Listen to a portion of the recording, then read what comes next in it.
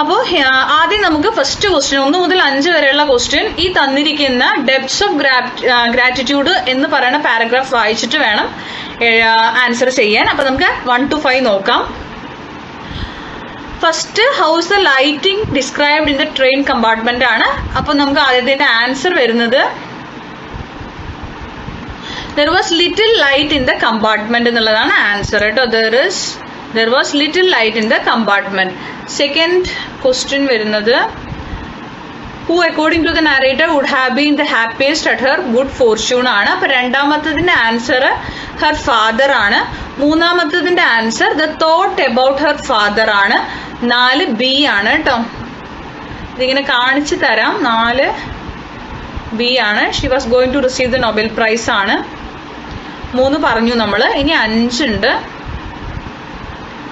5 noun phrase വരുന്നത് my fellow passengers, verb phrase were dozing in the compartment ആണ് കേട്ടോ.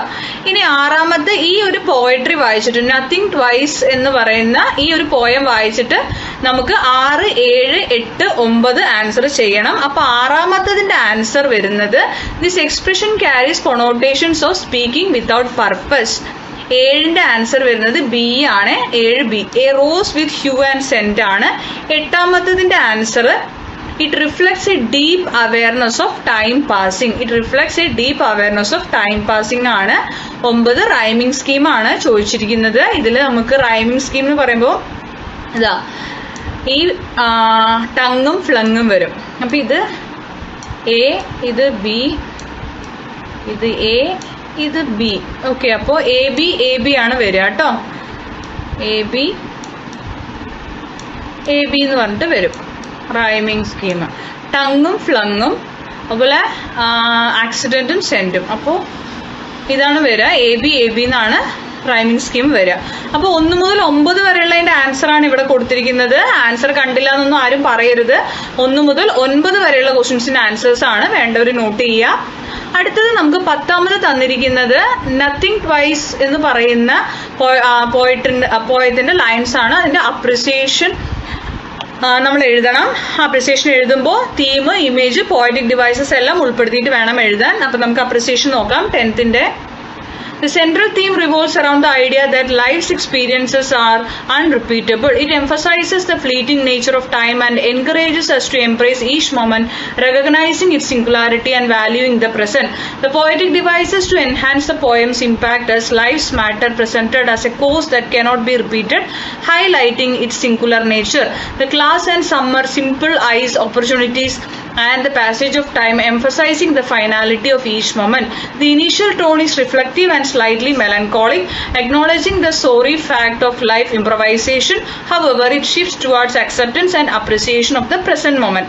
The poem uses relatable images to convey its message. For instance, the comparison of life to a course only offered once and the inability to repeat the class in summer.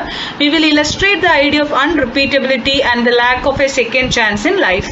അപ്പൊ ഇത് തന്നെ നിങ്ങൾക്ക് എഴുതണമെന്നില്ല. നിങ്ങൾക്കത് വായിച്ചിട്ട് എങ്ങനെയാണോ നിങ്ങൾക്ക് അതിന്റെ തീം എഴുതാൻ തോന്നുന്നു നിങ്ങൾക്ക് അങ്ങനെ എഴുതാട്ടോ. മെറ്റഫർ, അങ്ങനത്തെ പോയറ്റിക് ഡിവൈസസ് ഒക്കെ ഇതിൽ വരുന്നുണ്ട്. അതൊക്കെ ഉൾപ്പെടുത്തിയിട്ട് നിങ്ങൾക്ക് എഴുതാം. ഇത് ഞാൻ വളരെ ചുരുക്കിയിട്ട് തന്നിരിക്കുന്നതാണ്. 10 കഴിഞ്ഞാൽ 11 നമുക്ക് ഒരു പാസേജ് തന്നിട്ട് 11, 12, 13, 14 ആൻസർ ചെയ്യണം. അപ്പൊ നമുക്ക് 11ാമത്തെ ആൻസർ നോക്കാം. The good starts it gives us in our days work. 12ന്റെ answer in the morning our mind is fresh and there few distractions. 13ാമത്തെ ആൻസർ വരുന്നത് 3ാമത്തെ ആണ്. എ ആൻഡ് ഡി ആണ് വരിക. ദെൻ 14ാമത്തെ ആൻസർ വരുന്നത് C, exercising in the morning ആണ് ആൻസർ വരിക. ഓക്കെ, നെക്സ്റ്റ് വരുന്നത് 15 ഒരു എ ക്വസ്റ്റ്യനും ഒരു ബി ക്വസ്റ്റ്യനും വരുന്നുണ്ട്. 15 എ എന്ന് പറയുന്നത് ഹാഫ് എ ഡേ എന്ന് പറയുന്ന സ്റ്റോറിയിൽ നിന്നുള്ളതാണ്. റിവ്യൂ ഓഫ് ദ സ്റ്റോറി ആണ് നമ്മൾ ചെയ്യേണ്ടത്. അപ്പൊ 15 എയുടെ ആൻസർ നോക്കാം. ദെൻ 15 ബി നമ്മൾ നോക്കുന്നുണ്ട്. നിങ്ങൾക്ക് ഏതെങ്കിലും ഒന്ന് ചെയ്താൽ മതിയാകും. ബട്ട് നമ്മൾ ഇവിടെ രണ്ടും ചെയ്യുന്നുണ്ട്. 15 എയുടെ ആൻസർ വരുന്നത് the central theme of the story is the passage of time and the inevitability of change. This is highlighted through the contrast between the boy's initial innocence. Boys പറയുമ്പോൾ ഒരു boy's initial innocence and his later understanding of the complexity of life. Other themes include the importance of education, family, and the interconnectedness of human experience. The story progresses chronologically, following the young boy encounters various experiences such as making new friends, learning new things, and witnessing the changes in his surroundings and the people around him. The climax occurs when he encounters an older man representing a reflection of his future self, which prompts him to contemplate the passage of time and the meaning of life. 15A കഴിഞ്ഞാൽ നമുക്ക് 15B ആണ് കേട്ടോ. ഇത് ഗാന്ധിജിയുടെ സ്പീച്ചാണ് നമ്മുടെ 15Bയുടെ answer. അപ്പോൾ ഗാന്ധിജിയുടെ speech നോക്കാം. My dear friends, I stand before you today not a representative of a nation seeking mere political freedom, but as a voice for a profound vision for an independent India, built not on the ashes of conflict but around the enduring strength of internal principles. Our struggles, often misunderstood, is not one of hatred. It is a testament to the power of non-violence or ahimsa. This is not a weapon of the weak, but the ultimate force of the brave. It is the unwavering conviction that true change, lasting change, can only be achieved through peaceful resistance, through the power of truth and love. The pillars, the three pillars: non-violence, universal brotherhood, education. They are not mere aspiration, but the very essence of all struggle and the promise of a brighter future for all. Thank you. അപ്പോൾ ഇവിടെ ഒരു കാര്യം ശ്രദ്ധിക്കണം നിങ്ങൾ. ഓരോ full സ്റ്റോപ്പിന് ശേഷവും നമ്മൾ എഴുതുമ്പോൾ ആദ്യത്തെ ലെറ്റർ ക്യാപിറ്റൽ ആയിരിക്കണം കേട്ടോ. ഇത് ഞാൻ ടൈപ്പ് ചെയ്യുന്ന സമയത്ത് പെട്ടെന്ന് ചെയ്യുന്ന സമയത്ത് നമുക്കത് ആവാതിരുന്നതാണ്. അപ്പോൾ ഓരോ ഫുൾ സ്റ്റോപ്പിന് ശേഷവും വരുന്ന ഫസ്റ്റ് ലെറ്റർ എപ്പോഴും നിങ്ങൾ ക്യാപിറ്റൽ ആക്കിയിട്ട് തന്നെ എഴുതണേ. ഇതിലിപ്പോൾ സ്മോൾ കണ്ടു പറഞ്ഞിട്ട് സ്മോൾ എഴുതണ്ട, എല്ലാം ക്യാപിറ്റലാണ്. ഒരു സെന്റൻസ് കഴിഞ്ഞ് ഫുൾ സ്റ്റോപ്പ് ഇട്ട് ഫസ്റ്റ് തുടങ്ങുന്ന ലെറ്റർ ക്യാപിറ്റലിൽ എഴുതുക. അപ്പോൾ 15B കഴിഞ്ഞു. ഇനി 16ലും ഇതുപോലെ 16A 16B കൊണ്ട് 2 ക്വസ്റ്റ്യൻസ് ഉണ്ട്. നമ്മൾ രണ്ടും ചെയ്യും. 16A ഒരു റിപ്പോർട്ട്, ന്യൂസ് റിപ്പോർട്ടും 16B ഒരു ക്യാരക്ടർ സ്കെച്ചുമാണ്. 16Aയുടെ ആൻസർ വരുന്നത് Gandhiji addresses Women's India Council in London. അപ്പോൾ ലണ്ടൻ ഒരു ഡേറ്റ് കൊടുക്കുക. Mahatma Gandhi, a leading figure of India's freedom struggle, captivated an audience at Morley College hall today, addressing the Women's India Council. His visit to England has garnered significant media attention, and his address today focused on a pivotal and heroic role played by Indian women in the ongoing fight for independence. During his speech, Gandhiji highlighted the unwavering spirit and sacrifices of Indian women, commending their active participation in various aspects of the freedom movement. He emphasized their contributions from organizing protests and boycotts to enduring hardships and imprisonment, inspiring the audience with their tales of courage and resilience. The address served as a powerful reminder of the strength and determination of Indian women in their quest for a free India. അപ്പോൾ ഇത് കുറച്ച് വലുതായി നിങ്ങൾക്ക് തോന്നും. നിങ്ങൾക്ക് വേണമെങ്കിൽ ഏതെങ്കിലുമൊക്കെ sentence skip ചെയ്യാം കേട്ടോ. ഇത്രയും എഴുതിയാൽ മാത്രമേ അത് വരുള്ളൂ. അതുകൊണ്ടാണ് ഇത്രയും 2 പാരഗ്രാഫ് ആക്കിയിട്ട് ഒരു റിപ്പോർട്ട് തന്നത്. 16A കഴിഞ്ഞാൽ 16B ക്യാരക്ടർ സ്കെച്ചാണ്.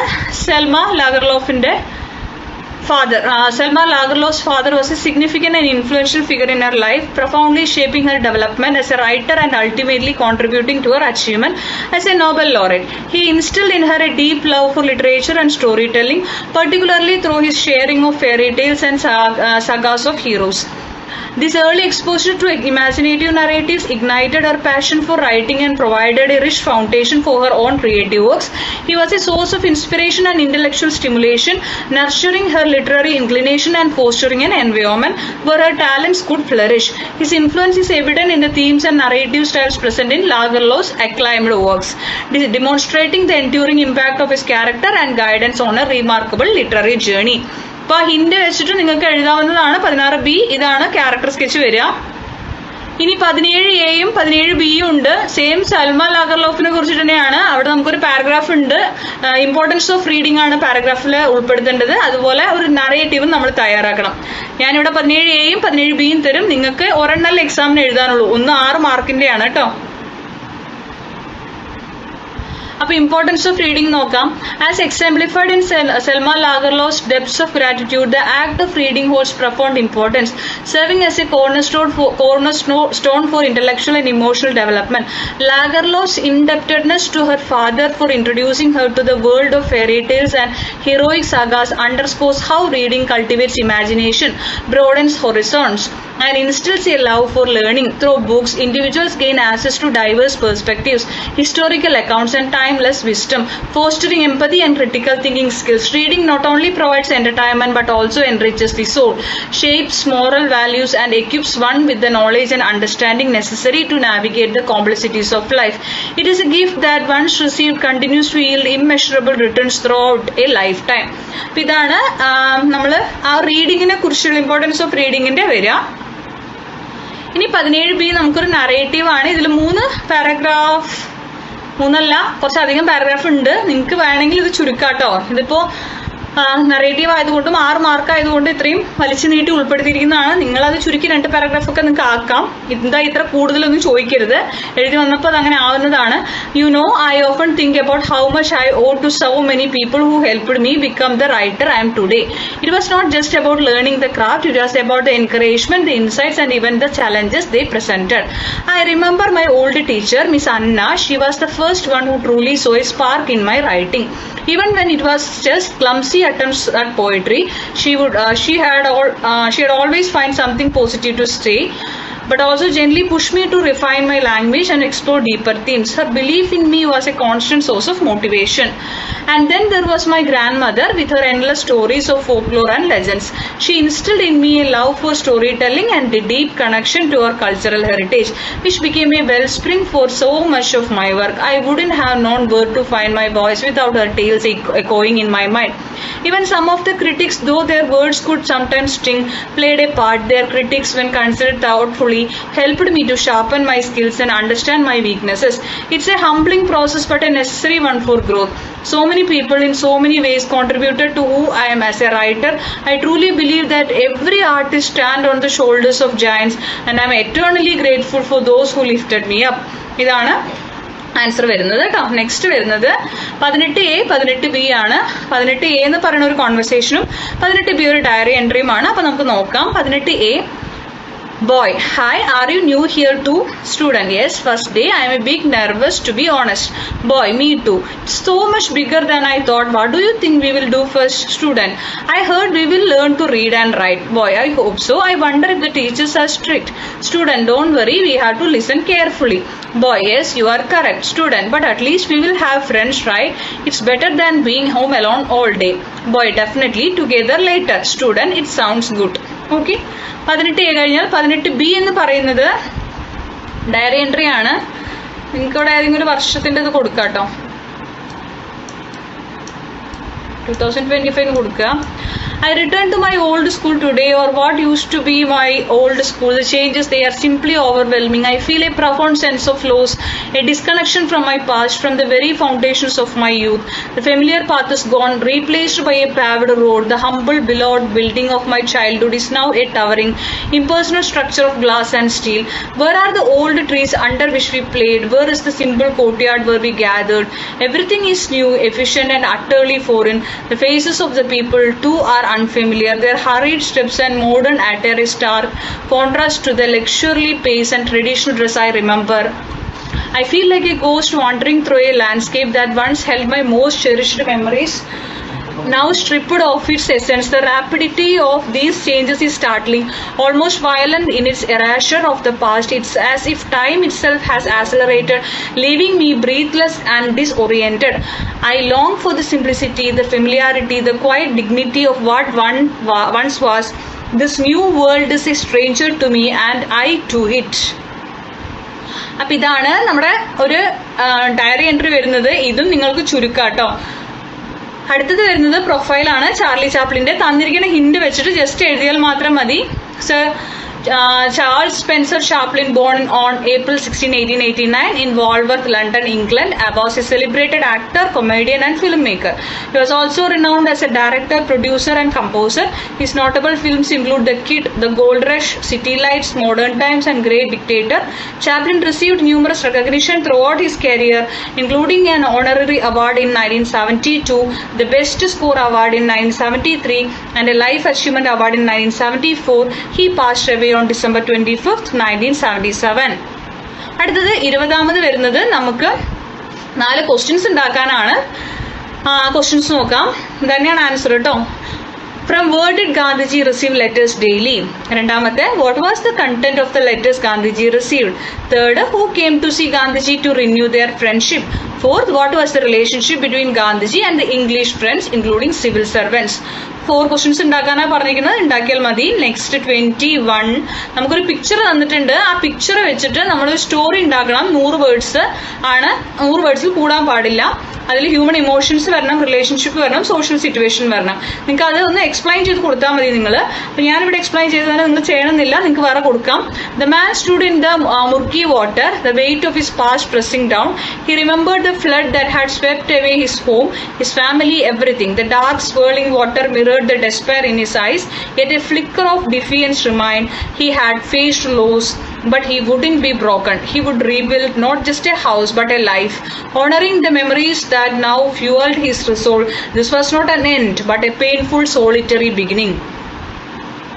22, 23, 24, 25 ആണ് ഇനി വരുന്നത്. ഈ ബോക്സ് നോക്കിയിട്ടാണ് ചെയ്യേണ്ടത്. 22ന്റെ ആൻസർ ആണ് CSA. 23ന്റെ ആൻസർ C ആണ്. It has sent more than 2 astronauts to ISS. 24ന്റെ ആൻസർ മാർക്ക് T വന്ദേഹൈ ആണ് കേട്ടോ. ഇനി 25 വരുന്നത്, 25ന്റെ answer A. Both A and C are correct ആണ് വരിക. 25 A അല്ല, both A and C are correct അല്ലേ?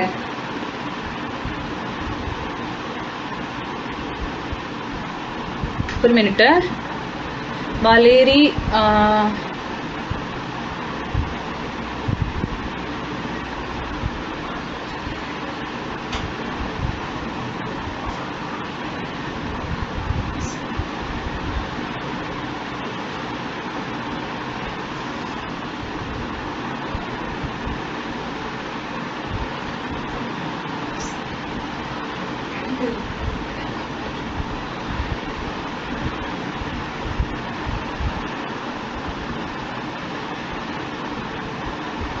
A and C are correct ആണ്. അതിൽ A and C അല്ല, അതിൽ നമുക്ക് ഓപ്ഷൻ ശരിക്ക് A and C എന്നുള്ള ഓപ്ഷൻ ഇതിലില്ല.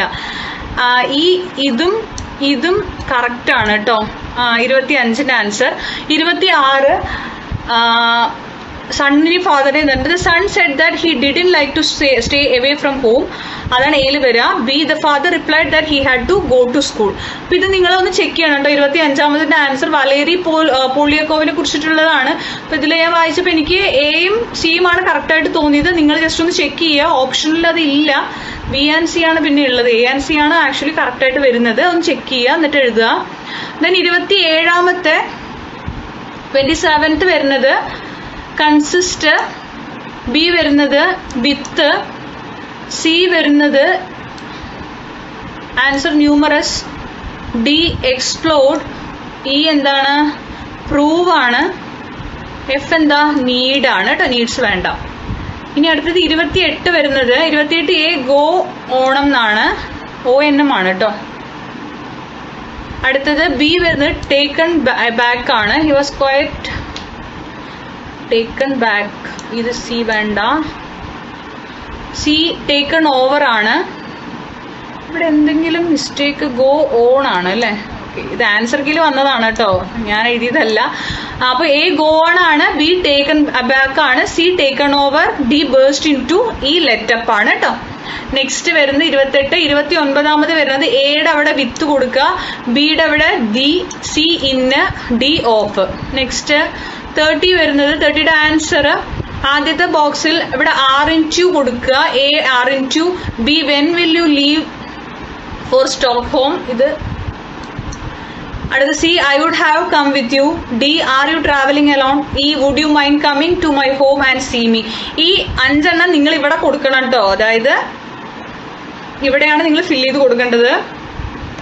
30 കഴിഞ്ഞാൽ 31 rewrite the sentences without changing the meaning ആണ്. 31A our first song was chanted by us. B വരുന്നത് we were sorted into ranks by the men. വേണ്ടാത്തത് ഞാൻ വെട്ടിയിട്ടുണ്ട്, അപ്പൊ അത് നിങ്ങൾ എഴുതരുത്. അപ്പോൾ ക്ലാസ് ഇനി നമുക്ക് 32ാമത്തെ ഒരു ക്വസ്റ്റ്യൻ കൂടിയേ ഉള്ളൂ. അതിൽ ആദ്യത്തെ ക്രാംഡ് എന്നുള്ളതാണ് ആൻസർ വരിക. അതുപോലെ തന്നെ അടുത്തത് ബി അറ്റ് സ്നെയിൽ സ്പേസ് എന്നുള്ളതാണ്, അറ്റ് എ സ്നെയിൽ സ്പേസ് എന്നുള്ളതാണ് ആൻസർ വരിക കേട്ടോ. അപ്പൊ 32 ക്വസ്റ്റ്യൻസ് നമ്മൾ ചെയ്ത്